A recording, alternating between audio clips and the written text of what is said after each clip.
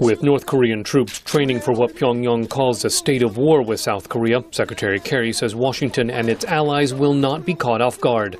The United States will do what is necessary to defend ourselves and defend our allies, Korea and Japan. We are fully prepared and capable of doing so, and I think the DPRK understands that. South Korean Foreign Minister Yoon Byung-se says Seoul and Washington are united against these threats. Both Secretary Kerry and I agree that North Korea should abandon its nuclear ambitions and bellicose rhetoric. North Korea says it will restart a plutonium reactor and uranium enrichment plant that was disabled as part of a 2007 deal with China, Japan, Russia, South Korea, and the United States.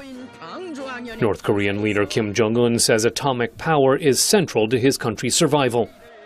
Our nuclear strength is a reliable war deterrent and a guarantee to protect our sovereignty. He says that's a foundation for economic growth. It is on the basis of a strong nuclear strength that peace and prosperity can exist, and so can the happiness of people's lives. Kerry says restarting the Yongbyon reactor would be a very serious step. That in itself would be a breach of international standard requirement. It would be a provocative act and completely contrary to the road that we have traveled all of these years. China is crucial to staying on that road to a negotiated settlement, and Beijing appears to share Washington's concern.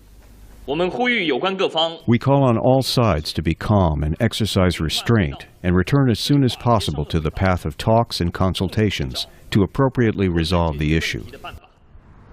An issue key to Kerry's upcoming trip to the region. The Secretary will be discussing the DPRK's provocations on all of his stops in Northeast Asia on his trip next week. This will be very much front and center, and particularly in Beijing. North Korean aggression may be pushing China closer to U.S. calls for tougher action against Pyongyang, says American University professor Pei-Kun Heng. I think the Chinese may be more amenable, to the U.S. line on North Korea and maybe putting more pressure on the North Koreans. North Korean leaders say nuclear weapons are the nation's life and are not to be traded even for billions of dollars in aid. Scott Stearns, VOA News at the State Department.